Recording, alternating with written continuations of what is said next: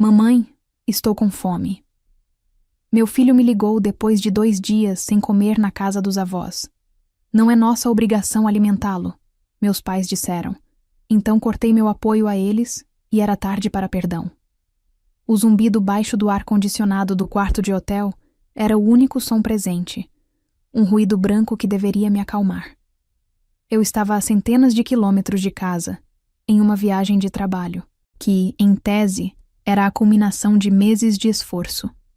A apresentação tinha sido um sucesso, os executivos apertaram minha mão com sorrisos largos e promessas de um futuro brilhante. Eu deveria estar comemorando, talvez com um jantar caro ou uma taça de vinho, mas meu coração estava apertado. Uma ansiedade inexplicável roía meu peito, uma sensação de que algo não estava certo.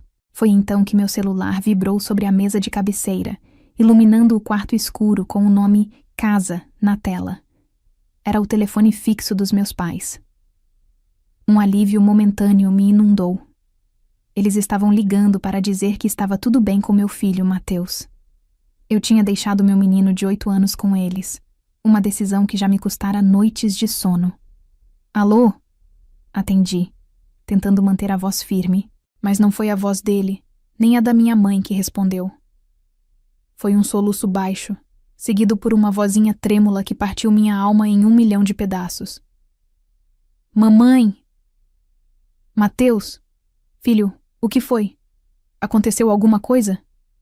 Pulei da cama, o pânico gelando minhas veias. Minha mente disparou, imaginando todos os cenários possíveis. Uma queda, uma febre alta, um acidente. Houve um silêncio do outro lado, quebrado apenas por sua respiração ofegante, como se ele estivesse com medo de ser ouvido. Filho, fala com a mamãe. Cadê a vovó? O vovô? Eles estão na sala, vendo televisão. Ele sussurrou. Então por que você está chorando? Você se machucou? Não, mamãe. Ele fungou. É que eu tô com fome. As palavras pairaram no ar. Tão simples e ainda assim tão devastadoras. Fome? Como assim? Com fome. Eu havia abastecido a geladeira e os armários deles antes de viajar. Deixei dinheiro extra, mais do que o suficiente para 5 dias, para qualquer emergência ou desejo que Mateus tivesse. Como assim, meu amor? Tem um monte de comida aí. Pede pra vovó fazer aquele macarrão que você gosta. Eu deixei tudo separadinho pra ela. Eu pedi, mamãe. Ele chorou, a voz agora embargada. Mas a vovó disse que não. Ela disse que a comida que tem na geladeira é deles. Ela e o vovô disseram que é tudo muito caro e que não é para eu ficar mexendo. Eu não conseguia respirar. O chão do quarto de hotel parecia ter desaparecido sob meus pés. Era como se um filme da minha vida inteira passasse diante dos meus olhos em alta velocidade. Eu, com meus 7 anos, vendo minha irmã Laura ganhar a boneca que eu tanto queria de aniversário, enquanto eu recebia um par de meias. Eu, com 10 anos, mostrando um desenho que passei a tarde fazendo, e meu pai mal erguendo os olhos do jornal, enquanto minutos depois elogiava um rabisco qualquer que Laura havia feito. Eu, com 15, pedindo ajuda em matemática e ouvindo que eu tinha que me virar, para depois ver minha mãe passar horas explicando a mesma matéria para minha irmã. Sempre foi assim. Laura era o sol em torno do qual meus pais orbitavam. Ela era a filha de ouro, a perfeita, a que nunca errava. E eu? Eu era a sombra, a segunda opção, um satélite distante que eles só notavam quando precisavam de algo. A sensação de ser indesejada foi a força que me empurrou para fora de casa aos 18 anos. Fui a primeira a sair, a primeira a construir minha própria vida, longe da atmosfera fria daquela casa. Casei-me com Ricardo, um homem bom que me mostrou o que era amor incondicional. E então, tivemos Mateus. Meu filho se tornou o centro do meu universo, a razão do meu viver. Eu jurei a mim mesma que ele jamais sentiria um pingo da rejeição que eu senti. Ele seria amado, protegido e, acima de tudo, ele saberia, em cada fibra do seu ser, que era desejado. Com o tempo, a distância e a maturidade, Uma parte de mim começou a pensar que talvez fosse hora de tentar curar as feridas. Meus pais estavam envelhecendo. Eu sentia uma ponta de obrigação, mas também uma faísca de esperança. Talvez agora, como uma mulher adulta, bem-sucedida, mãe, eles finalmente me enxergassem. Talvez eu pudesse, de alguma forma, reescrever nossa história. E então, comecei a me reaproximar. Lentamente, de forma cautelosa. Comecei a visitá-los com mais frequência, levando Mateus para que ele conhecesse os avós. Eram nesses momentos que as velhas feridas ardiam. Eles eram educados com Mateus, mas distantes. Quando os filhos de Laura, meus sobrinhos, estavam presentes, a diferença era gritante. Era um festival de abraços, risadas e doces para eles, enquanto Mateus ficava ao meu lado, observando a cena com seus olhos grandes e curiosos, sem entender por que o amor dos avós parecia tão seletivo. Mesmo assim, eu insisti. Eu queria acreditar na mudança. Eu queria que meu filho tivesse avós. Era uma necessidade mais minha do que dele, eu sei. Uma tentativa desesperada de preencher o vazio que eu carregava desde a infância. E agora, essa tentativa estava explodindo na minha cara da forma mais cruel possível. Meu filho, meu bem mais precioso, estava com fome. Não porque não havia comida, mas porque, para meus pais, ele não era digno da comida deles. A mesma indiferença que me feriu por toda a vida estava agora, pela primeira vez, atingindo meu filho. Mamãe, você ainda tá aí? A vozinha de Mateus me trouxe de volta à realidade brutal do quarto de hotel. Estou aqui, meu amor. Estou aqui. Minha voz saiu rouca, cheia de uma fúria que eu não sabia que possuía. Escuta, meu filho. Vai até o seu quarto, fecha a porta e fica quietinho. A mamãe tá indo te buscar. Eu já estou a caminho. Sério, mamãe? Você vai vir agora? Agora mesmo, meu anjo. Eu já estou saindo. Eu te amo, viu? Muito. Eu também te amo, mamãe. Vem logo. Desliguei o telefone e, por um segundo, fiquei parada no meio do quarto, tremendo da cabeça aos pés. A mulher de negócios bem-sucedida desapareceu. A filha que buscava aprovação se desintegrou. No lugar delas, surgiu uma leoa. Uma mãe cuja cria fora ameaçada. Naquele instante, algo dentro de mim se quebrou para sempre. A esperança, a vontade de perdoar, a tentativa de curar, tudo virou pó. Eu não estava mais voltando para casa para resolver um mal-entendido. Eu estava voltando para resgatar meu filho e para encerrar um capítulo da minha vida de uma vez por todas. Peguei minhas coisas com uma velocidade furiosa, joguei tudo na mala e marchei para fora daquele hotel, com um único pensamento na cabeça. Eles iriam se arrepender. A estrada de volta parecia infinita. Cada quilômetro percorrido era uma tortura. A imagem do meu filho sussurrando ao telefone gravada a fogo na minha mente.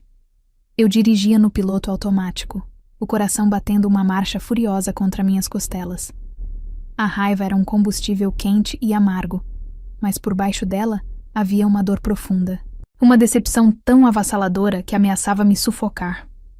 Eu não estava apenas decepcionada. Eu estava de luto. De luto pela família que eu tentei, com todas as minhas forças, construir a partir de ruínas. Enquanto as luzes da estrada passavam como borrões, minha mente viajava por um caminho diferente. Um caminho pavimentado com faturas, recibos e extratos bancários. Começou de forma sutil. Alguns anos atrás, minha mãe me ligou, a voz cheia de uma preocupação calculada. Meu pai não andava bem. O médico do posto de saúde era negligente. Os exames demoravam uma eternidade. Ah, minha filha, se ao menos tivéssemos um plano de saúde decente. Ela suspirou, e a isca foi lançada. Eu, na minha ânsia de ser a filha boa, a filha presente, mordi a isca sem hesitar. Deixa comigo, mãe. Vou resolver isso. No dia seguinte, contratei o melhor plano de saúde sênior que o dinheiro podia comprar. A mensalidade era alta, mas eu via como um investimento. Um investimento na saúde deles, sim, mas egoisticamente, um investimento na minha própria necessidade de aceitação. Quando o cartão do plano chegou, eles me agradeceram com uma formalidade fria que deveria ter sido meu primeiro alerta, mas eu ignorei. Eu queria ver aquilo como gratidão. A partir daí, as comportas se abriram. Não eram pedidos diretos, nunca eram. Meus pais eram mestres na arte da manipulação sutil. Era um comentário casual sobre a conta de luz que veio um absurdo esse mês. Ou um suspiro sobre como a geladeira antiga já não gelava direito, e eles tinham medo de perder a pouca comida que compravam. Uma pena. A de Laura é tão moderna, gasta tão pouca energia. Minha mãe dizia, comparando, sempre comparando. E eu, a tola, corria para resolver. Coloquei as contas de luz e água deles em débito automático na minha conta. É mais fácil, mãe. Assim vocês não precisam se preocupar com filas, eu dizia, fingindo que era uma questão de conveniência, e não um resgate financeiro.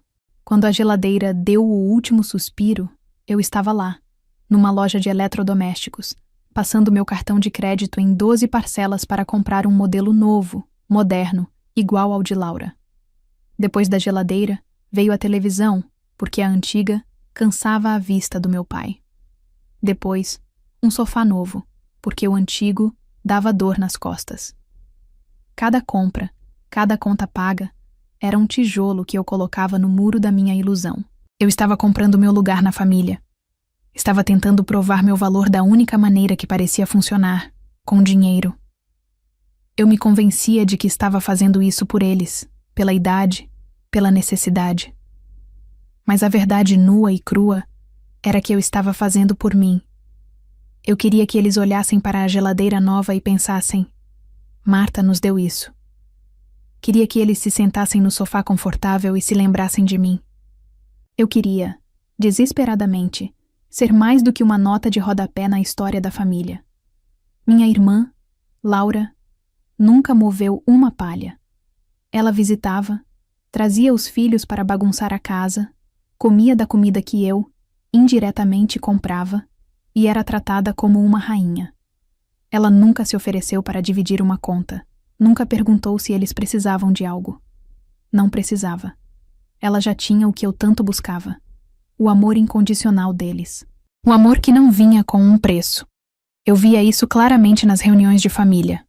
Meus sobrinhos, filhos de Laura, eram o centro das atenções. Meu pai os colocava no colo, minha mãe enchia seus pratos com as melhores porções. Mateus, meu filho, ficava sempre um passo atrás. Ele era um menino educado, talvez quieto demais para o gosto deles. Ele não fazia o tipo de estardalhaço que meus sobrinhos faziam, e por isso era facilmente ignorado. Lembro-me de um domingo em particular. Eu tinha levado uma torta de morango caríssima, a favorita da minha mãe. Ela sorriu, disse, não precisava, minha filha, e colocou a torta na geladeira. Mais tarde, Laura chegou de mãos abanando. Meia hora depois, minha mãe apareceu na sala com a minha torta, cortou a primeira fatia, a maior, e entregou para quem? Para Laura. Experimenta, filha. Você vai adorar. Eu e Mateus ficamos olhando, e eu senti aquela pontada familiar no peito. Até mesmo o meu gesto de carinho foi redirecionado para a filha de ouro. Mateus, com a inocência das crianças, às vezes me perguntava, mamãe, por que a vovó abraça mais o Léo do que eu? E eu inventava desculpas. É que o Léo é menorzinho, meu amor. Ou, é que eles não te veem tanto. Mentiras. Desculpas esfarrapadas para proteger meu filho da verdade que eu mesma me recusava a encarar. Para meus pais, existiam 2 tipos de netos, assim como existiam 2 tipos de filhas. E foi por isso que pedi a eles que cuidassem de Mateus. Ricardo, meu marido, estava em uma viagem de negócios inadiável. E eu, pela primeira vez em anos, tinha uma oportunidade de trabalho que poderia mudar o rumo da minha carreira.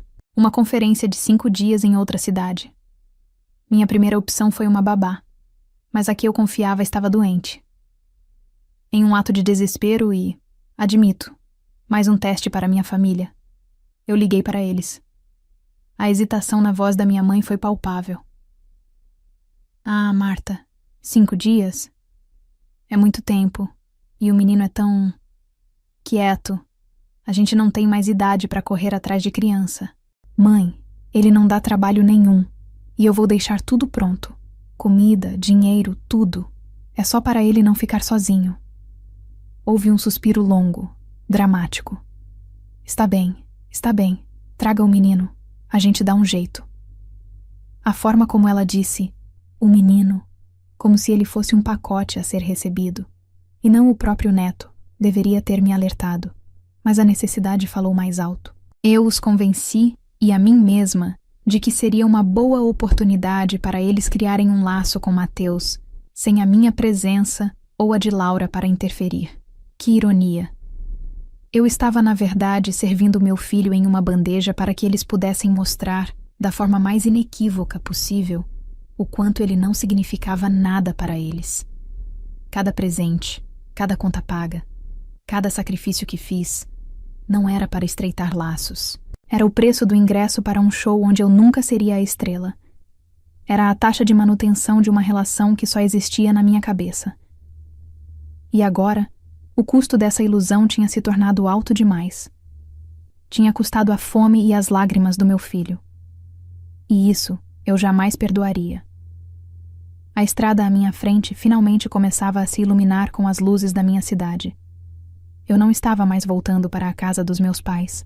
Eu estava indo para o campo de batalha. A familiar rua dos meus pais nunca me pareceu tão estranha.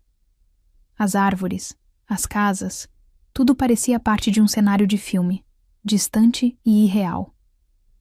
Estacionei o carro em frente à casa e o motor morreu, deixando um silêncio pesado no ar. Fiquei ali por um instante, as mãos agarradas ao volante, as juntas brancas. A casa parecia a mesma de sempre, com o jardim que eu mesma paguei, para um jardineiro cuidar, e a pintura nova que escolhi no verão passado. Tudo pago por mim. Tudo uma fachada. Não me dei ao trabalho de tocar a campainha. Usei minha própria chave, o metal frio na minha mão, um contraponto ao fogo que ardia no meu peito. Girei a chave na fechadura e o clique da porta se abrindo soou como um tiro no silêncio da tarde. O som da televisão, alta e estridente, me atingiu, vindo da sala de estar. Lá estavam eles, exatamente como Mateus descreveu.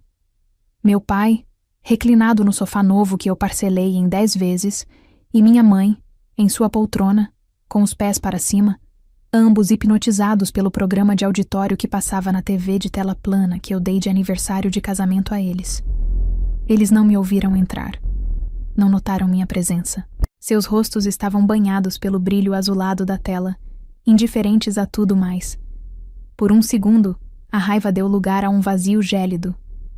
Eles não estavam preocupados com o neto que chorava em um quarto a poucos metros de distância. Não estavam nem um pouco apreensivos por eu poder ligar a qualquer momento. Estavam em seu pequeno mundo confortável, um mundo que eu, ingenuamente, ajudei a construir. Ignorei a sala e segui direto pelo corredor. A porta do quarto de hóspedes, onde Mateus estava dormindo, estava fechada. Abria devagar. Meu filho estava sentado na cama, encolhido, abraçando os joelhos. Ele não estava chorando mais, mas seu rosto estava pálido e seus olhos, grandes e tristes, estavam vermelhos. Quando ele me viu, foi como se o sol invadisse o quarto. "Mamãe", ele sussurrou, um misto de alívio e descrença em sua voz. Ele correu para mim e eu o ergui nos braços, apertando-o com força contra meu peito. Ele era tão leve, tão pequeno. Senti o cheiro do seu cabelo e enterrei meu rosto em seu ombro, inalando a presença dele, a minha realidade, a única coisa que importava. "Eu vim, meu amor. Eu vim te buscar." Acabou. Ele me abraçou com toda a sua força. "Eu sabia que você vinha", ele disse, a voz abafada contra meu ombro. Segurando sua mãozinha com firmeza, eu me virei e marchei de volta para a sala de estar. O som dos meus passos no piso de madeira finalmente chamou a atenção deles. Minha mãe foi a primeira a me ver. Seus olhos se arregalaram, não de preocupação, mas de pura surpresa. como se tivesse sido pega em flagrante. Marta, o que você está fazendo aqui? Aconteceu alguma coisa com a sua viagem? Eu voltei. Minha voz saiu cortante, desprovida de qualquer emoção. Mateus me ligou. Meu pai baixou o volume da TV com o controle remoto, o rosto transformado em uma carranca de aborrecimento. Ligou? Por quê? A gente disse para ele não te incomodar. Ele me ligou porque estava com fome, eu disse, olhando diretamente nos olhos da minha mãe. Ele me disse que vocês o proibiram de comer a comida da geladeira. Minha mãe forçou uma risada nervosa. Que absurdo! Que exagero de criança! Ele queria comer um pote de sorvete antes do jantar, Marta. Nós só dissemos não. Criança tem que ter limite. Não foi o que ele me disse, mãe. Ele disse que pediu um sanduíche. Ele disse que vocês falaram que a comida era de vocês, que era cara e que não era para ele mexer. A fachada da minha mãe começou a rachar. A defensiva tomou conta de suas feições. Olha aqui, Marta. As coisas não são baratas. Nós compramos coisas boas. Não é para ficar desperdiçando com lanche de criança toda hora. Ele tinha almoçado. Ele almoçou há mais de 6 horas. Ele é uma criança. Está em fase de crescimento. Que tipo de pessoa nega um pedaço de pão a uma criança com fome? Foi meu pai quem respondeu, a voz grave e cheia de uma autoridade que ele não tinha o direito de usar comigo. O tipo de pessoa que sabe que não tem essa obrigação. A obrigação de alimentá-lo é sua. Você é a mãe dele. Nós só estávamos fazendo um favor em ficar com ele. Aquelas palavras. Não é nossa obrigação. Ditas com tanta frieza, com tanta convicção. Naquele momento, algo dentro de mim finalmente se assentou. A luta acabou. A esperança morreu de vez. Olhei para eles, sentados no conforto que eu proporcionei, defendendo o direito deles sobre a comida que estava na geladeira que eu comprei. E a ironia era tão amarga que quase me fez rir. Eles não viam a contradição. Para eles, era perfeitamente normal aceitar meu dinheiro, meus presentes, meu apoio incondicional, mas negar ao meu filho, neto deles, as necessidades mais básicas. Eu não gritei, não chorei. A dor era profunda demais para lágrimas. Era um gelo que se espalhava pelas minhas veias, congelando décadas de mágoa em uma única e dura resolução. Apertei a mão de Mateus. Entendi, falei, e minha calma pareceu assustá-los more do que qualquer grito. Entendi perfeitamente. Vocês não têm obrigação nenhuma. Virei as costas para eles, para o sofá, para a televisão, para a casa inteira. Onde você vai? Minha mãe perguntou, a voz subitamente esganiçada, talvez sentindo a mudança no ar. Vou cumprir minha obrigação. Respondi sem olhar para trás. Vou alimentar meu filho. Caminhei para fora daquela casa sem olhar para trás uma única vez, puxando Mateus gentilmente pela mão. Assim que a porta se fechou atrás de nós, o som da TV foi cortado e o mundo pareceu silencioso de novo. No carro, eu o coloquei na cadeirinha e afivelei seu cinto. Ele estava quieto, os olhos fixos em mim. Mamãe, você ficou brava com eles? Não, meu amor, eu disse, e era verdade. A raiva tinha passado, dando lugar a outra coisa, algo mais frio e definitivo. A mamãe não está mais brava. Agora, que tal o maior hambúrguer que a gente conseguir encontrar com batata frita em dobro? Um sorriso, o primeiro sorriso verdadeiro que eu via nele em dias, iluminou seu rosto. Sério, mamãe? Seríssimo, respondi, ligando o carro e me afastando daquela calçada para sempre. Parei no primeiro restaurante que vi. Sentei-me em frente a ele e o observei devorar o hambúrguer com uma alegria e um alívio que partiam o coração. Cada mordida que ele dava era um prego no caixão do meu passado. Eu não estava apenas alimentando meu filho. Eu estava me libertando. Eu estava quebrando as correntes. E enquanto ele comia, seguro e feliz, eu peguei meu celular. Havia muito trabalho a ser feito. Quando chegamos em casa, a noite já havia caído. Dei um banho quente em Mateus, vesti seu pijama de dinossauros e o coloquei na cama.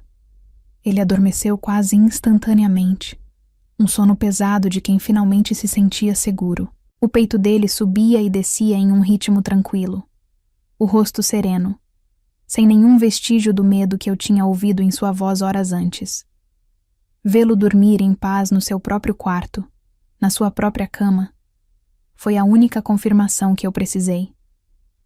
A decisão já estava tomada, mas a imagem dele, ali, seguro, cimentou-a em aço. Deixei a porta do seu quarto entreaberta e fui para o meu escritório. A casa estava silenciosa. Sentei-me na cadeira, o brilho do monitor iluminando meu rosto. Por anos, aquele computador foi minha ferramenta para sustentá-los. Com alguns cliques eu pagava suas contas, renovava seus luxos, garantia seu conforto. Agora, eu usaria a mesma ferramenta para desmantelar, peça por peça, a teia de dependência que eu mesma teci. Não havia raiva no meu coração. Não havia um desejo de fazê-lo sofrer. Havia apenas uma clareza fria, uma calma cirúrgica. Eu estava simplesmente corrigindo um erro. Estava reajustando as fronteiras que eu nunca deveria ter permitido que fossem cruzadas. O primeiro alvo foi o plano de saúde. Abri o portal da seguradora, um site que eu conhecia de cor. Encontrei a apólice em nome dos meus pais, com meu nome listado como responsável financeira. Havia um botão grande e vermelho que dizia cancelar apólice. Hesitei por meio segundo, não por dúvida, mas pela enormidade do ato. Era o fim. Cliquei. Uma caixa de diálogo apareceu. Você tem certeza que deseja cancelar? Esta ação não pode ser desfeita. Eu cliquei em sim. Segundos depois, um e-mail chegou na minha caixa de entrada. Assunto: confirmação de cancelamento. Eu o apaguei sem ler. O próximo passo foi o meu banco. Entrei na minha conta e naveguei até a seção Débito Automático. Lá estavam eles, listados um abaixo do outro. A companhia de energia elétrica, o serviço de água, a empresa de telefonia e internet. Ao lado de cada um, a palavra ativo. Um por um, eu cliquei em desativar. A cada clique, eu sentia um peso sendo retirado dos meus ombros. Era como se eu estivesse me despindo de uma armadura pesada que usei por tempo demais. Por último, os eletrodomésticos. A geladeira e a televisão. Eu não podia simplesmente parar de pagar, pois estavam no meu cartão. Mas eu podia resolver de outra forma. Abri a fatura do cartão, somei o valor restante das parcelas de cada um e fiz um pagamento único, quitando a dívida. Eu não devia mais nada. E, consequentemente, eles não tinham mais direito a nada que viesse de mim. O sofá tinha sido a última compra, em uma loja de departamento. Amanhã, eu ligaria e pediria para removerem meu nome como fiadora. Quando fechei o notebook, o silêncio da casa parecia diferente. Mais leve. Eu respirei fundo, um fôlego que pareceu o primeiro em 10 anos. Eu estava livre. Os dias seguintes foram estranhamente pacíficos. Meu marido, Ricardo, voltou de viagem. Contei tudo a ele, cada detalhe doloroso. Ele me ouviu em silêncio, e quando terminei, ele apenas me abraçou e disse: "Você fez a coisa certa, a única coisa certa. Mateus é nossa prioridade, sempre." O apoio dele foi a última peça que faltava para solidificar minha paz de espírito. A calmaria, como eu esperava, não durou. Exatamente uma semana depois do meu retorno, meu celular tocou. Era minha mãe. "Alô?" Atendi, a voz neutra. "Marta, graças a Deus. Estou tentando te ligar há horas. Você não vai acreditar no que aconteceu." A voz dela era uma mistura de pânico e indignação. "O plano de saúde do seu pai foi cancelado. Ele tinha uma consulta importante hoje e foi barrado na recepção. Disseram que não tinha mais cobertura. E a conta de luz chegou com um aviso de corte. O que está acontecendo?" Eu deixei o silêncio pairar por um momento antes de responder. "Eu sei, mãe. Eu cancelei." Houve um choque do outro lado da linha. Você o quê? Por quê? Como você pôde fazer uma coisa dessas conosco? Seu pai precisa de remédios." "Vocês me disseram que não tinham nenhuma obrigação com meu filho." Falei, a voz firme como uma rocha. Eu apenas concordei. Se vocês não têm obrigações, eu também não tenho. A partir daquele dia, meu único dever é com Mateus. Mas isso é diferente. Nós somos seus pais, ela gritou, a voz esganiçada pela incredulidade. Nós cuidamos de você. Uma risada seca escapou dos meus lábios. Não, vocês não cuidaram. Vocês me toleraram. E agora, acabou. Se precisarem de alguma coisa, se tiverem algum problema, liguem para a Laura, a filha de ouro de vocês. Ela agora tem toda a obrigação. Adeus, mãe. Desliguei antes que ela pudesse responder. E então, bloqueei o número dela. E o do meu pai. Minutos depois, uma mensagem de Laura chegou. Marta, o que você fez? A mamãe me ligou chorando. Eles estão cheios de dívidas. Eu li a mensagem e bloqueei o número dela também. Nos meses que se seguiram, soube por uma tia distante que eles estavam passando por dificuldades. Tiveram que vender o carro para pagar as dívidas, que se acumularam, aprenderam a viver com o sistema público de saúde e suas longas filas.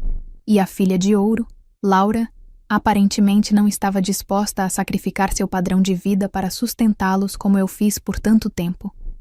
A dinâmica da casa havia mudado. O peso da realidade havia caído sobre eles.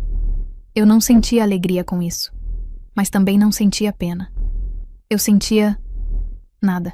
Eles eram apenas estranhos agora. Personagens de um passado distante. Minha vida era aqui, no presente. Era levar Mateus ao parque, ajudá-lo com o dever de casa, rir dos filmes de super-herói com ele e Ricardo no sofá. Um dia, enquanto observava Mateus correr na grama, rindo sob o sol, ele veio até mim e me deu um abraço apertado na cintura. Eu te amo, mamãe. Eu também te amo, meu filho. Respondi, beijando o topo de sua cabeça. Mais do que tudo no mundo. Naquele momento, eu entendi a verdadeira natureza do que eu tinha feito. Não foi um ato de retaliação. Foi um ato de proteção. Eu não permiti que o ciclo de dor que me marcou passasse para a próxima geração. Eu construí um muro, não de raiva, mas de amor, ao redor do meu filho. Eu o ensinei, da maneira mais definitiva possível, que ele era a prioridade, que seu bem-estar vinha em primeiro lugar, que ele era digno de todo o amor e cuidado do universo. E ao libertá-lo da sombra dos meus pais, eu finalmente também me libertei.